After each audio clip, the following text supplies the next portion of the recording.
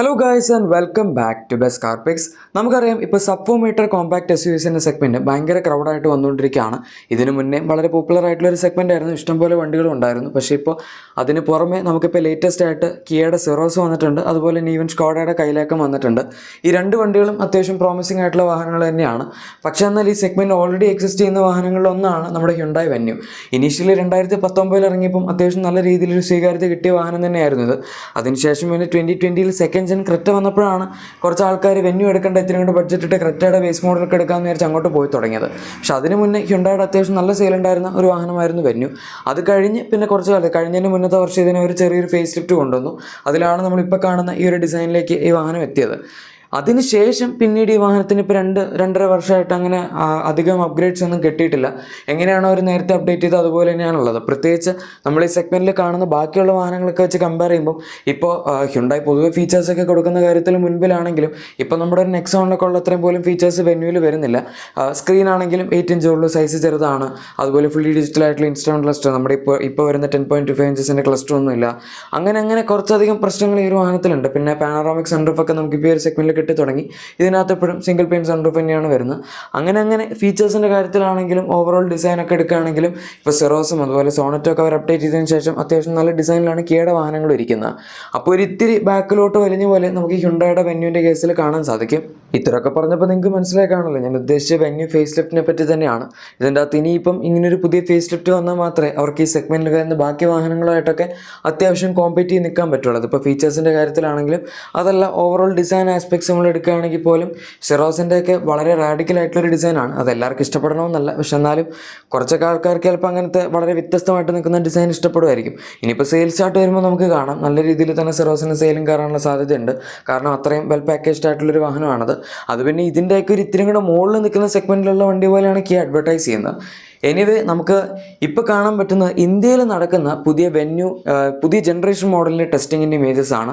ഇത് face lift അല്ല. ഇനിയിപ്പോൾ എന്തായാലും അവർ ഈ വാഹനത്തിൻ്റെ ഫേസ് ലിഫ്റ്റ് നടക്കാൻ ഉദ്ദേശിക്കുന്നില്ല. ഫേസ് ലിഫ്റ്റിൻ്റെ കാലം കഴിഞ്ഞു. അതുകൊണ്ട് തന്നെ ഇതിൻ്റെ ഒരു ജനറേഷൻ അപ്ഡേറ്റ് ആണ് അവരിപ്പോൾ ടെസ്റ്റ് ചെയ്തുകൊണ്ടിരിക്കുന്നത്. ഇത് ഇനീഷ്യലി നമ്മൾ സൗത്ത് കൊറിയയിൽ ഇതിൻ്റെ ടെസ്റ്റിംഗ് വണ്ടി കണ്ടിട്ടുണ്ടായിരുന്നു, ആ സമയത്ത് ഒരു വീഡിയോ ചെയ്തതാണ്. പക്ഷേ ഇപ്പോൾ എന്തായാലും ഇന്ത്യയിലും ഇതിൻ്റെ ടെസ്റ്റിംഗ് സ്റ്റാർട്ട് ചെയ്തിരിക്കുകയാണ്. അതുകൊണ്ട് തന്നെ നമുക്ക് ഈ വാഹനത്തിൻ്റെ ലോഞ്ച് ഇന്ത്യയിലും 2025 അവസാനം അല്ലെങ്കിൽ 2026 ബിഗിനിങ്ങിൽ തന്നെ പ്രതീക്ഷിക്കാം. കാരണം ഫേസ് ലിഫ്റ്റ് വന്നിട്ട് 3 വർഷത്തിനടുത്ത് ആവാനാകുമ്പോഴാണ് ഹ്യുണ്ടായി പൊതുവെ അവരുടെ ജനറേഷൻ അപ്ഡേറ്റ് ചെയ്യാറുള്ളത്. അതിപ്പോൾ ഏത് വണ്ടിയുടെ കാര്യത്തിൽ അങ്ങനെ തന്നെയാണ്. കുറച്ച് കാലം പുതിയ വണ്ടി ഇറക്കി കഴിഞ്ഞാൽ ഏകദേശം ഒരു 3 വർഷം അത് വെച്ച് അവർ കണ്ടിന്യൂ ചെയ്തു. അതിനുശേഷം പിന്നെ ഒരു പുതിയ ഫേസ് ലിഫ്റ്റ് പോലെ കൊണ്ടുവരും. പിന്നീട് അവർ ജനറേഷൻ മാറ്റും. അത് കഴിഞ്ഞ് ഫേസ് ലിഫ്റ്റ് വെച്ച് അങ്ങനെ വലിപ്പിക്കുന്ന പരിപാടി പൊതുവെ ഹ്യുണ്ടായി ചെയ്യാറില്ല. അതാണ് നമ്മളിപ്പോൾ കാണുന്നത്. പിന്നെ ഈ ഒരു ഫോട്ടോയിൽ എടുക്കാനാണെങ്കിൽ കംപ്ലീറ്റ്ലി വണ്ടി ക്യാമഫ്ലാഷ്ഡ് ആണ്. അങ്ങനെ പ്രത്യേകിച്ച് ഡീറ്റെയിൽസ് ഒന്നും ഇതിനകത്ത് നമുക്ക് അറിയാൻ പറ്റില്ല. പക്ഷേ ടെയിൽ ലൈറ്റ്സ് മാത്രം എക്സ്പോസ്ഡ് ആയിട്ട് നിൽക്കുന്ന കാണാം. കണ്ടിന്യൂസ് ആയിട്ടുള്ള ഒരു LED ടെയിൽ ലാംപ്സിൻ്റെ സ്റ്റെപ്പാണ് ഇതിൻ്റെ അകത്ത് നമുക്ക് കാണാൻ പറ്റുന്നത്. പഴയ വെന്യൂലുള്ളതിനേക്കാൾ സ്ലീക്ക് ആയിട്ടുള്ള ലൈറ്റ്സ് ആണ് എന്ന് വേണമെങ്കിൽ പറയാം. കാരണം പഴയ വെന്യൂവിൽ നമുക്ക് ബാക്കിലെ ടെയിൽ ലൈറ്റ്സ് ഒക്കെ ഇത്തിരി വലുതാണ്. ഇതിന് മുന്നേ പ്രീ ഫേസ് ലിഫ്റ്റ് വണ്ടി ആയിരുന്നപ്പോൾ അതിൻ്റെ അകത്ത് സ്ക്വയർ പോലത്തെ ടെയിൽ ലാംപ്സ് ആയിരുന്നു. പുതിയ വണ്ടിയിൽ അവരത് കണക്റ്റഡ് ടെയിൽ ലാംപ്സ് ഒക്കെ ആക്കി ഇത്തിരി കൂടെ മോഡേൺ ആക്കി. പക്ഷേ ഇപ്പോൾ ടെസ്റ്റ് ചെയ്തുകൊണ്ടിരിക്കുന്ന പുതിയ ജനറേഷൻ വണ്ടിയിൽ ഇത്തിരി കൂടെ വ്യത്യസ്തമായിട്ടുള്ള ഒരു പാറ്റേൺ ആണ് നമുക്ക് കാണാൻ പറ്റുന്നത്. പിന്നെ അവർ തന്നെ ടോപ്പ് പോർഷനൊക്കെ നമുക്ക് ഡിസൈൻ മനസ്സിലാവാതിരിക്കാൻ ഇത്തിരി കവർ ചെയ്തിട്ടുണ്ടെങ്കിലും കുറച്ചൊക്കെ ഒരു ബോക്സി ലൈക്ക് ഡിസൈനിലേക്ക് ഈ വണ്ടി മാറിയിട്ടുണ്ട് എന്നും വേണമെങ്കിൽ പറയാം. ഇത് പിന്നെ ജനറേഷൻ അപ്ഡേറ്റ് ആണെന്ന് പറഞ്ഞാലും ഇതിൻ്റെ സൈഡ് പ്രൊഫൈലിൽ അങ്ങനെ ഒരുപാട് വ്യത്യാസങ്ങൾ എനിക്ക് പെട്ടെന്ന് കണ്ടപ്പം പഴയ ജനറേഷൻ വെന്യൂ വെച്ച് കമ്പയർ ചെയ്യുമ്പോൾ തോന്നിയില്ല. ഇനി ജനറേഷൻ അപ്ഡേറ്റ് എന്ന് പറഞ്ഞാലും അവർ ഇതിൻ്റെ പ്ലാറ്റ്ഫോം മാറ്റുമോ എന്നുള്ളത് നമ്മളിനിപ്പോൾ കണ്ടറിയേണ്ടി വരും. ഇപ്പോൾ വെന്യൂ വരുന്നത് K2 പ്ലാറ്റ്ഫോം ബേസ്ഡ് ആണ്, അതായത് i20 പ്ലാറ്റ്ഫോമിൽ.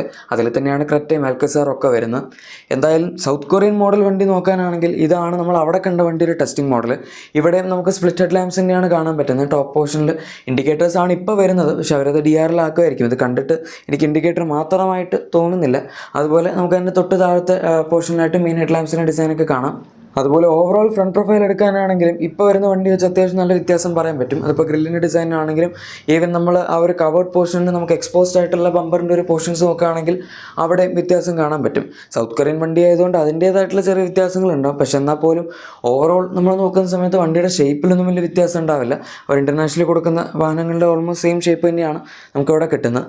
ആൻഡ് സൈഡ് പ്രൊഫൈൽ ആണെങ്കിലും അവിടെ നമുക്ക് 16 ഇഞ്ച് അലോയ്സ് ആണ് അവർ കൊടുക്കുന്നത്. ഇവിടെയും ഇപ്പം നിലവിൽ 16 ഇഞ്ച് അലോയ്സ് തന്നെയാണ് വെന്യൂവിൽ കിട്ടുന്നത്. പക്ഷേ സെറോസിലൊക്കെ 17 ഇഞ്ച് അലോയ്സ് കൊടുക്കുന്നുണ്ട്. അതുകൊണ്ട് ഹ്യുണ്ടായി ഇനിയും 17 ഇഞ്ചിലേക്ക് മാറും എന്നുള്ളത് കണ്ടറിയേണ്ടി വരും. എനിക്ക് തോന്നുന്നില്ല, കാരണം നമ്മുടെ സോണറ്റിൽ ഇപ്പോഴും 16 ഇഞ്ച് തന്നെയാണ് കിയ കണ്ടിന്യൂ ചെയ്യുന്നത്. ഇനി റിയർ പ്രൊഫൈൽ നമ്മൾ നോക്കുമ്പോൾ ടെയിൽ ലാംപ്സ് അഗൈൻ നമ്മൾ നേരത്തെ കണ്ട ഒരു 3 എക്സ്പോസ്ഡ് ആയിട്ടുള്ള ലൈറ്റിംഗ് സെറ്റപ്പ് ഇൻ്റർനാഷണലി വന്ന വണ്ടിയിലും കാണാനുണ്ട്. പക്ഷേ അതിൻ്റെ മുകളിലേക്ക് നമുക്ക് കുറച്ചും കൂടെ ഒരു ചെറിയ എൽ ഷേപ്പിലുള്ള പോർഷനും കാണാൻ പറ്റുന്നുണ്ട്. അതായത് ഒരിത്തിരി റെക്റ്റാങ്കുലർ പോലെ നിൽക്കുന്ന രീതിയിലുള്ള ഒരു ടെയിൽ ലാംപ്സിൻ്റെ ഡിസൈനാണ് എന്ന് പറയാം. മറ്റതുപോലെ വളരെ തിന്നായിട്ടുള്ള ലൈറ്റ്സ് അല്ല. പക്ഷെ എന്നാലും ഇതിപ്പം വാഹനത്തിൻ്റെ ഓവറോൾ ഡിസൈൻ വെച്ച് നമ്മൾ നോക്കുമ്പോൾ ഈ ടെയിൽ ലാംപ്സ് ഒക്കെ അത്യാവശ്യം സ്യൂട്ടാവും എന്നും പറയാം. ഇതിൻ്റെ ഇപ്പോഴത്തെ മെയിൻ പ്രശ്നം ഡിസൈൻ അല്ല. ഡിസൈൻ വലിയ കുഴപ്പമൊന്നുമില്ല. കാരണം ഇപ്പം മിക്ക മാസങ്ങളിലും 8,000 to 10,000 ഓർ ചില മാസങ്ങളിൽ 12,000 വരെയൊക്കെ വെന്യൂവിന് സെയിൽസ് കിട്ടാറുണ്ട്. അതിപ്പോൾ ബാക്കി വണ്ടികൾ ഈ സെഗ്മെൻറ്റിൽ ഉണ്ടായിട്ട് ഇപ്പോൾ നമ്മുടെ നെക്സോണിൽ ഇഷ്ടംപോലെ ഫീച്ചേഴ്സ് ഉണ്ട്. XUV3 XO നല്ല വണ്ടിയാണ്, പ്രൈസും വലിയ കുഴപ്പമില്ല, അതുപോലെ ഫീച്ചേഴ്സും ഉണ്ട്.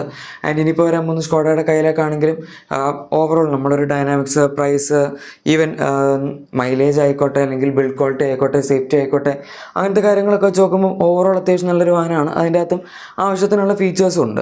അതൊക്കെ വെച്ച് നമ്മൾ കമ്പയർ ചെയ്യുന്ന സമയത്താണ് വെന്യൂവിന് പ്രത്യേകിച്ച് സ്റ്റാൻഡ് ഔട്ട് ചെയ്ത് നിൽക്കാൻ മാത്രം പറ്റിയ ഫീച്ചേഴ്സും അല്ലെങ്കിൽ പ്രത്യേകിച്ച് ഒരു USP ഒന്നും ഇല്ലാണ്ട് ഇപ്പം നിൽക്കുന്നത്.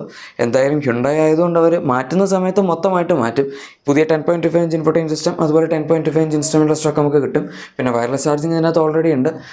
അതുപോലെ ഓട്ടോ AC ആയിക്കോട്ടെ, അതിൻ്റെ ക്ലൈമറ്റ് കൺട്രോളിൻ്റെ പാനലൊക്കെ മാറ്റാൻ സാധ്യതയുണ്ട്. ഇപ്പോൾ നമുക്ക് അതിൻ്റെ അകത്തൊരു 3 നോബ് പോലത്തെ സാധനമാണ് കിട്ടുന്നത്. സംഭവം ഓട്ടോ AC തന്നെയാണെങ്കിലും ഒരിത്തിരി ഓൾഡ് സ്കൂൾ ഡിസൈൻ പോലെ തോന്നും.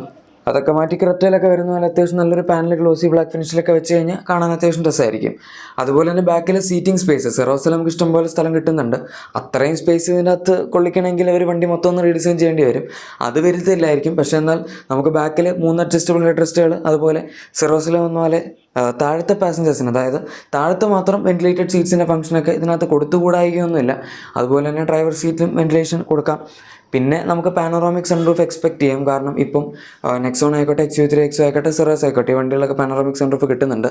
അങ്ങനെ ഫീച്ചേഴ്സാണ് കൂടുതലായിട്ട് ഇതിനകത്ത് എക്സ്പെക്ട് ചെയ്യാൻ പറ്റുന്നത്. പിന്നെ ഇൻറ്റീരിയറിലേക്ക് വരുമ്പോൾ എന്തായാലും ഡാഷ്ബോർഡ് ഡിസൈൻ വരെ മൊത്തം മാറ്റിയാൽ ഈ പറഞ്ഞ ഫീച്ചേഴ്സിലെ കുറേയൊക്കെ ഉൾക്കൊള്ളിക്കാൻ പറ്റുള്ളൂ. അതുകൊണ്ട് നമുക്ക് അവിടെ നല്ല രീതിയിലുള്ള റീഡിസൈൻ തന്നെ എക്സ്പെക്ട് ചെയ്യാം. സോഫ്റ്റസ്റ്റ് മെറ്റീരിയൽസും ഡാഷ്ബോർഡിൽ വന്നേക്കാം. കാരണം ഇപ്പോൾ പല വാഹനങ്ങളും ഈ ഒരു സെഗ്മെൻറ്റിൽ സോഫ്റ്റസ്റ്റ് ഡാഷ്ബോർഡൊക്കെ കൊടുക്കുന്നുണ്ട്. എൻജിൻസിൻ്റെ കാര്യം എടുക്കുകയാണെങ്കിൽ അതിൽ പ്രത്യേകിച്ച് വ്യത്യാസമൊന്നും വരേണ്ട കാര്യമില്ല. കാരണം ഇതിനകത്ത് നമുക്ക് ഇപ്പോഴേ 3 എൻജിൻസാണ് കിട്ടുന്നത്. ഒന്ന് എൻട്രി ലെവൽ വേരിയൻസിൽ വരുന്ന ഒരു 1.2 ലിറ്റർ MP എഞ്ചിനാണ്. അതായത് നാച്ചുറലി ആസ്പിറേറ്റഡ് എഞ്ചിനാണ്, 4 സിലിണ്ടറാണ്. പക്ഷേ 83 PS പവറും അതുപോലെ 114 ന്യൂട്ടൺ മീറ്റേഴ്സിനടുത്ത് ടോർക്കൊക്കെ ജനറേറ്റ് ചെയ്യുന്നുള്ളൂ. ഒരുപാട് ആൾക്കാർ ഈ ഒരു എഞ്ചിനാണ് ഈ വാഹനത്തിൽ വാങ്ങുന്നത്. കാരണം അവർക്ക് ജസ്റ്റ് ഈ ഒരു വാഹനം കിട്ടിയാൽ മതി, എഞ്ചിനൊന്നും വലിയ ഇമ്പോർട്ടൻസ് ഇല്ല എന്നുള്ളൊരു സംഭവമാണ് അവരുടെ ഒരു മൈൻഡ് സെറ്റ്. പക്ഷേ ശരിക്കും ഇതിൻ്റെ അകത്ത് ഏറ്റവും മോശം എഞ്ചിൻ ഇതാണ്.